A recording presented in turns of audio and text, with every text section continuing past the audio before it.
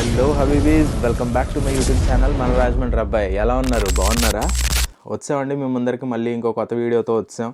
ఒకవేళ first time మీరు మా ఛానల్ చూసినట్లయితే లైక్, షేర్, సబ్స్క్రైబ్ అలా కొట్టుకుంటూ వెళ్ళిపోండి. మన దాంట్లో చాలా ఇన్ఫర్మేటివ్ కంటెంట్ ఉంటుంది. ఫన్ అంటే అది అటు ఇటు తిరుగుతూ ఉంటాం కదా, అలా వీడియోలు తీసి పెడుతూ ఉంటాను. సో కొంచెం మంచి కంటెంటే ఉంటుంది, మిమ్మల్ని ఎక్కువ బోర్ చేయం. సో ఫస్ట్ టైం ఒకవేళ మీరు మా యూట్యూబ్ ఛానల్ చూసినట్లయితే అర్జెంట్గా వెళ్ళి సబ్స్క్రైబ్ కొట్టేసేయండి. ఈ వీడియోకి కింద లైక్, దాంతోపాటే యాజ్ ఇట్ ఈస్గా ధడాలమని కొట్టేసేయండి. Okay, let's get to the point. Jobs. UK ఇండియన్స్ని ఆపేస్తుందా ఫ్యూచర్లో? స్టూడెంట్స్ని ఆపేస్తుందా? పరిస్థితి ఏంటి అని చెప్పేసి చాలామందికి డౌట్ ఉంటుంది.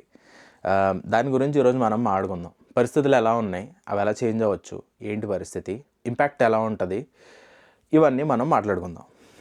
బేసికల్లీ ఇప్పుడు డెవలప్డ్ కంట్రీ రెండు ఉంటాయి కదండి. ఇప్పుడు మన ఇండియా డెవలపింగ్ కంట్రీ, ఇక్కడ యూకే డెవలప్డ్ కంట్రీ. ఈ రెండింటిలో మేజర్ డిఫరెన్స్ ఏంటంటే, డెవలపింగ్ కంట్రీ అంటే మనకి పవర్ అంతా పీపుల్ చేతిలో ఉంటుందండి, మనుషుల చేతిలో ఉంటుంది end of the day. So మనుషులు ఒకవేళ వాళ్ళ మైండ్ సెట్తో పాటు విషయాలు కూడా మారుతూ ఉంటాయి. సో డెవలప్మెంట్కి స్కోప్ ఎక్కువ, కంట్రోల్ ఎక్కువ మనుషుల చేతిలో ఉంటుంది. కానీ డెవలప్డ్ కంట్రీస్లో ప్రాబ్లం ఏంటంటే, ఇక్కడ అన్నీ వాళ్ళు ఆల్రెడీ రాసేసి ఉంటారు డాక్యుమెంటేషను. దాని ప్రకారం పాలసీస్ని బట్టి కంట్రీ అంతా నడుస్తుందండి.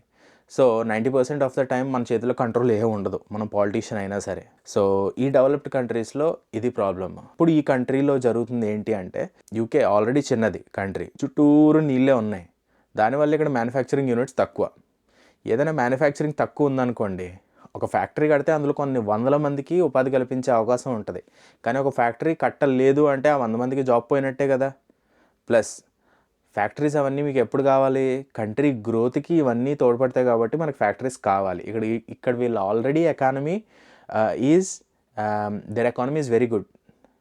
వాళ్ళు ఆల్రెడీ డెవలప్డ్ కంట్రీ కాబట్టి సో వీళ్ళంతా ఆలోచించరండి, ఏంటి మ్యానుఫ్యాక్చరింగ్ యూనిట్లు పెట్టాలి, ఫ్యాక్టరీస్ పెట్టాలి, పెద్ద పెద్ద కంపెనీలు పెట్టాలి, అవి ఇవి అని. ఎందుకంటే ఆల్రెడీ ఇలా బ్రాండ్ వాల్యూ మీద అన్ని కంపెనీలు వచ్చేసి వాళ్ళ కంపెనీలు అన్నీ ఓపెన్ చేసి కూర్చున్నారు ఇక్కడ. ఇప్పుడు ఇక్కడ ఏమవుతుందంటే, కొత్త కంపెనీస్ పెట్టట్లేదు కాబట్టి ఆబ్వియస్గా కొన్ని వేల మందికి ఇవ్వాల్సిన జాబులు జీరో అయిపోతున్నాయి. మనోళ్ళు చిన్నప్పటి నుంచి 98, 99, 97 కూడా కాదు, 98, 99 రాకపోతే పేరెంట్స్ ఎగరేస్తాడడం అలవాటు. సో దానివల్ల ఏంటంటే, మన ఇండియన్స్ ఒకవేళ ఇక్కడికి వచ్చారనుకోండి, మన స్కిల్ సెట్ ముందు వీళ్ళు జుజుబీ అనమాట. సో మనోళ్ళు ఏం చేస్తారు, అక్కడి నుంచి ఇక్కడికి వచ్చి మంచి మంచి జాబులన్నీ కొట్టేస్తున్నారు.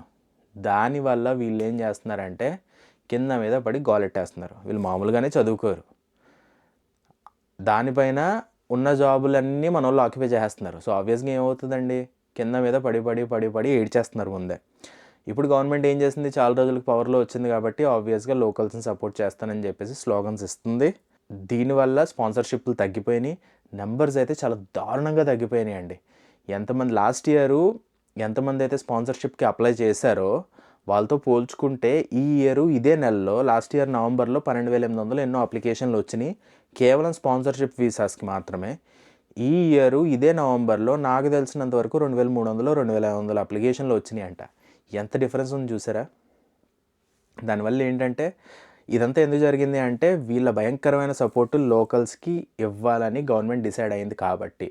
గవర్నమెంట్ సింపుల్గా ఒకటి చెప్తుందండి, లోకల్స్ని హైర్ చేసుకోండి, వాళ్ళకి రాకపోతే ట్రైనింగ్ ఇచ్చి హైర్ చేసుకోండి. ఒకవేళ మీరు అలా హైర్ చేసుకోకపోతే మీ మీద మేము ఆడిట్కి వస్తాం, మీరు స్పాన్సర్షిప్లో ఎవరు పడితే వాళ్ళకి ఇచ్చేస్తాం అంటే మేము ఊరుకోం అని చెప్పేసి గవర్నమెంట్ చెప్తుంది.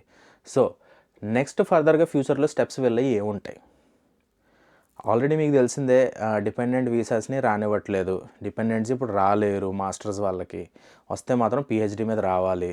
పిహెచ్డి అంటారా, ఆల్మోస్ట్ ఇంపాసిబుల్. మన వాళ్ళు ఎవరు తీసుకోవడానికి ఇంట్రెస్ట్ చూపించరు, అంత సీరియస్గా చదివే వాళ్ళు ఎవరు అంతగా ఇక్కడికి వచ్చే అవకాశం చాలా తక్కువ.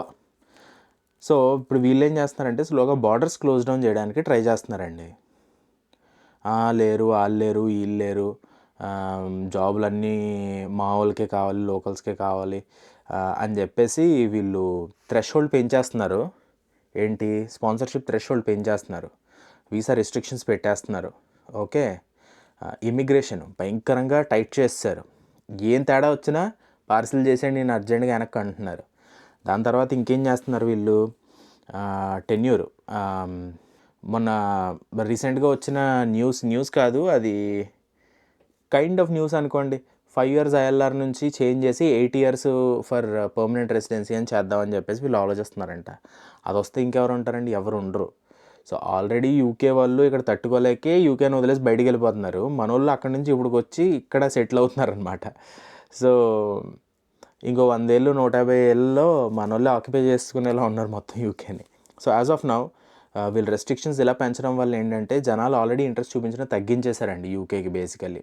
సో వీళ్ళు ఇంకా తగ్గించి బార్డర్స్ ఓవరాల్గా క్లోజ్ డౌన్ చేద్దాం అనే థాట్లో వీరు ఉన్నట్టే వీళ్ళ యాక్షన్స్ అన్నీ కనిపిస్తున్నాయి. సో నెక్స్ట్ ఏమవుతుంది అంటే ఆబ్వియస్ ఇక్కడ చాలా యూనివర్సిటీస్లో ఇప్పటికే జాబులు పోతున్నాయి లెక్చరర్స్కి. చాలామంది స్టాఫ్ని తీసేస్తున్నారు. మరీ దారుణం అండి. ఓ యూనివర్సిటీలో అయితే, ఎవరి యూనివర్సిటీ ఎందుకు, మా యూనివర్సిటీలో అయితే మన సెక్యూరిటీ గార్డులు 13 మందిని తీసేశారంట. సెక్యూరిటీ గార్డులు జాబులు తీసేయడం ఏంటండి బాబు. సో ఇలా చెప్తున్నానంటే ఒకసారి మీరు ఆలోచించుకోండి ఇక్కడ సిచ్యువేషన్ ఎంత సీరియస్గా ఉందో. సో ఒకవేళ మీరు వస్తున్నారు అంటే కనుక ఇవన్నీ ఆలోచించుకోవాలి. ఇవన్నీ ఆలోచించుకొని మీరు రీసెర్చ్ చేసుకుని అప్పుడు రావాలండి. ఏదో వచ్చేద్దాం, వెళ్ళిపోదాం, చేసేద్దాం అంటే కాదు. ఎందుకంటే 18-20 లక్షలు మీరు ఖర్చు పెట్టి వస్తున్నారు, ఉత్తినే కాదు కదా. సో ఇన్ని డబ్బులు ఖర్చు పెట్టినప్పుడు మీకు జాబ్ వస్తుందా, స్పాన్సర్షిప్ వస్తుందా, వెళ్ళి మనం చదువుకున్న దానికి వాల్యూ ఏమైనా ఉందా? ఇక్కడ మన కన్సల్టెంట్ బాగానే చెప్తున్నాడు జాబులు వచ్చేస్తాయి అవి ఇవి అని. నిజంగానే అక్కడ జాబులు ఉన్నాయా లేదా? అసలు అక్కడ గవర్నమెంట్ ఎంత సపోర్ట్ చేస్తుంది, యూనివర్సిటీలు ఎంత సపోర్ట్ చేస్తున్నాయి, లెక్చరర్లు ఎంత సపోర్ట్ చేస్తున్నారు, ఇవన్నీ మీరు ఆలోచించుకొని మాత్రమే ఇక్కడికి రండి. లేదంటే అనవసరంగా ఇబ్బంది పడాల్సి వస్తుంది. ఆల్రైట్, చిన్న అప్డేట్ అండి. సో ఓవరాల్గా అయితే యూకే బార్డర్స్ క్లోజ్ చేసే అవకాశం చాలా ఎక్కువగా అనిపిస్తుంది. బట్ ఎన్నో రోజులు వాళ్ళు క్లోజ్ చేయలేరు. ఎందుకంటే ఇక్కడ ఉన్న వాళ్ళకి చాలా బద్ధకం ఎక్కువ.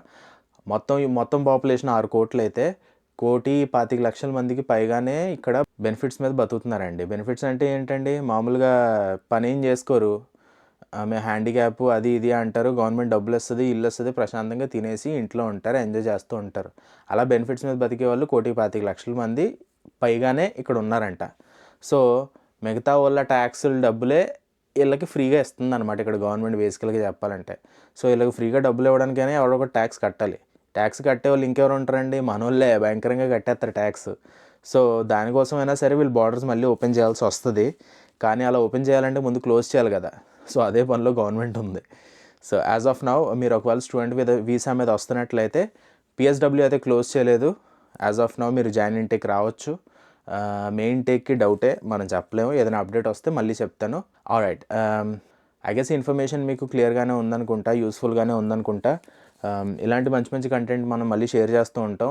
ఒకవేళ మీరు సబ్స్క్రైబ్ చేసుకోకపోతే అర్జెంట్గా సబ్స్క్రైబ్ చేసుకోండి, లైక్ కొట్టేసేయండి, మీ ఫ్రెండ్స్ అందరికీ షేర్ కొట్టేసేయండి. Alright guys, I'll see you then later.